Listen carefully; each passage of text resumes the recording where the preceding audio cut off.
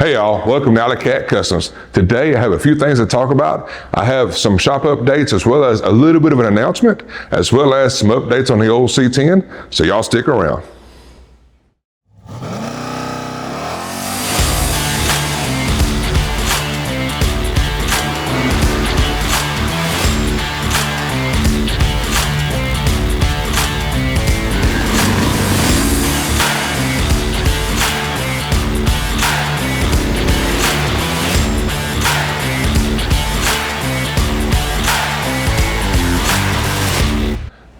All right, y'all, so first off, I just got to say that this has been an absolute blast being back out here at the shop. It has been a long time coming, and I'm so thankful to be able to be back out here turning wrenches, and I'm so happy to be able to bring y'all along for all the adventures.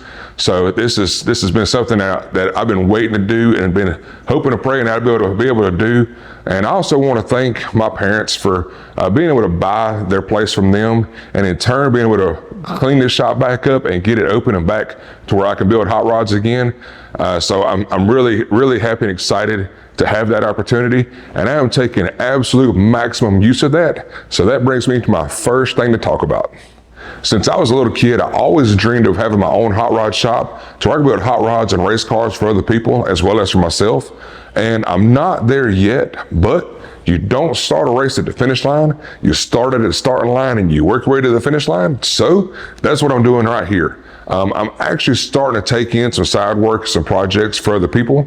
And that's what I want to announce now, is that if you live in the central Mississippi area and you have a hot rod or a race car that needs some work that you want to get worked on, or a project you want to get built, I'm going to leave my contact information in the description box below so you can contact me, and well, hopefully we can work out a game plan to where I can get your project back out on the road or the racetrack, or if it's a four-wheel drive, mud truck or something like that, if we can get it back in the mud pits or off-road doing trail riding or whatever.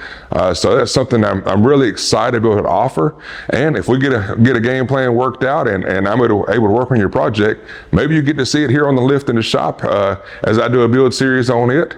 So that's something that I'm super excited about doing, but I got to lay down some ground rules. This is a full-on side gig. I'm only able to do this part-time as I have a full-time job and all kind of other stuff going on. So I have very limited time and resources to do this.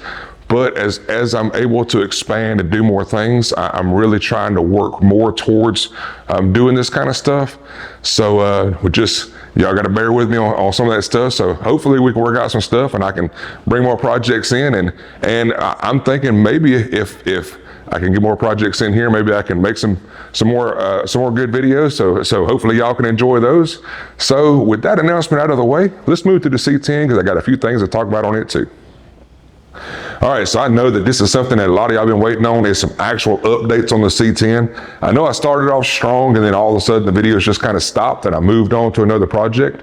Well, as most of y'all know that are balling on a budget, sometimes your wallet just says no and you have to wait until your bank account recovers so you can buy more speed parts. Well, that's kind of what I'm doing right now. But I do have a couple updates on the truck, and I'll share them with you right now. So first, I did get the engine back from the machine shop. He did a bang-up job on it. He bored it out as well as did an line hone on it. And I also have the whole rotating assembly sitting here on the shelf.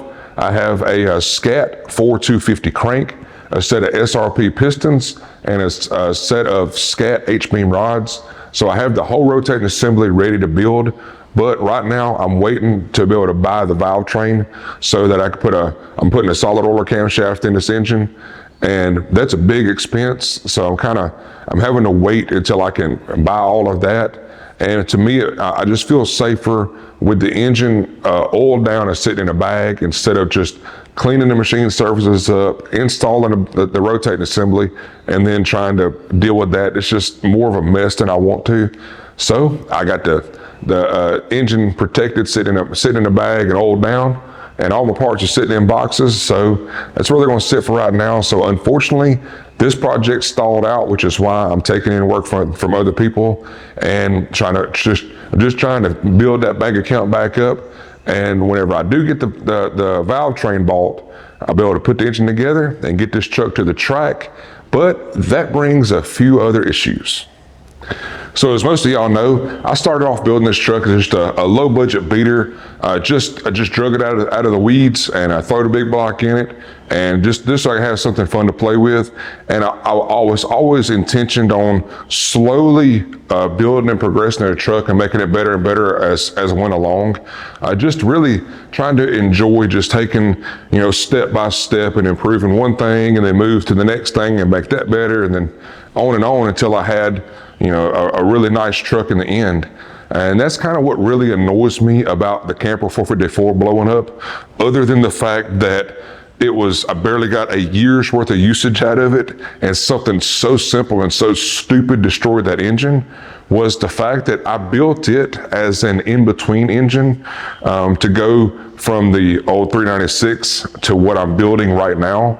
That engine had just enough horsepower to kind of make me have to upgrade the suspension on the truck so that I could get full use of the 454. Well, that engine went down, and I just couldn't make myself build yet another in-between engine. So I'm stepping up and I'm building the 489 as kind of a more radical in-between engine. It's not quite full-on race truck, something that's going to push this truck into the nines or something crazy like that. But it is a really stout engine, so it's going to make the suspension issues that the truck already has much worse. So I can't wait to get it to the track and see what it's going to do. Well, I really kind of know that it's just going to be a complete mess at the track. So I'm probably going to take it to the track one time and see how bad of a mess it's going to be at the track, and then just hold off on doing any kind of racing until I can do some suspension upgrades. But hey, I want to totally enjoy the fact that the truck's running and I get to take it to car shows and cruise ins and go to cruising the coast and all that kind of stuff. So that's going to be exciting. It just sucks that the whole intention was to build the suspension first and then build an engine, and here I am building another engine, and I still have the junky old stock front springs in the truck with a set of part store shocks, and in the back I have stock leaf springs with a couple of leaves pulled out, and I did a spring under on it with some junky old shocks that are just about bottomed out, and I'm running cow tracks. But I can't even adjust the cow tracks because the way the factory leaf springs are, they're in the way of the cow tracks. So this truck really has a lot of suspension issues, but I think that makes it more impressive to me that this truck, with all of those problems and with a junky old Camper 454 that really didn't even make 500 horsepower to the tire, it pushed that truck to a 154 60 foot and a 713 eighth mile run on its last pass before it destroyed itself. So I think that's pretty impressive that this truck was able to do that. So I can't wait to really see what it's going to do, how well that truck will hold up to the new engine. It's just, I already know it's going to be a mess, and I'm kind of halfway dreading it. I'm going to make sure I have cameras on because it might be an exciting run. So I don't even know what to say about that. It's something I'm thinking about, and every time I think about it, I just have to shake my head. But unfortunately, it's killing me that I'm not able to work on the truck, and I know that that's what a lot of people came to this channel to watch. But I hope y'all stick around because I have a new project coming in that is going to be really reminiscent of this truck, and I'm just going to leave it at that. So I hope y'all enjoy the next project I got coming in this shop. So that's going to be really exciting. But unfortunately, I have a little bit of more bad news than not working on this truck again. So let's get on that too. All right, y'all, so this last bit of news is pretty unfortunate. You know the red Trans Am that I did a lot of work on with James? Well, we've actually been back to the track with it, and we did a full baseline tune on the suspension, as well as a whole lot of other work to the car.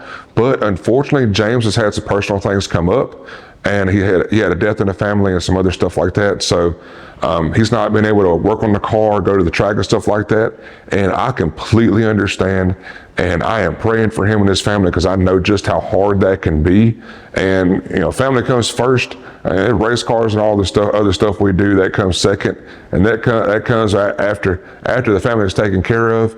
But unfortunately, that means that we have several videos that we have got most of the way filmed that are kind of hanging out and waiting until James is able to come back to the track and be able to finish a few things up on those videos before I can post them. So that means that I may not be able to post some videos here for the next couple of weeks, because I was working on those videos and trying to fill the gap between working on his car and this new project to have coming in. So there might be a little bit of a time gap in there for me. So y'all just bear with me on that. I'm trying to do the best I can to get videos out.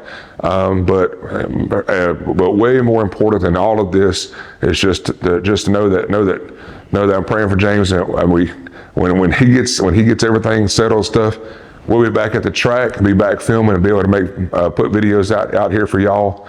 So I'm gonna leave it on that. We got a lot of things going on here at the shop, and I can't wait to get all of this stuff going and this new project working on. I'm really excited about that. I'm really excited about getting this old C10 back running.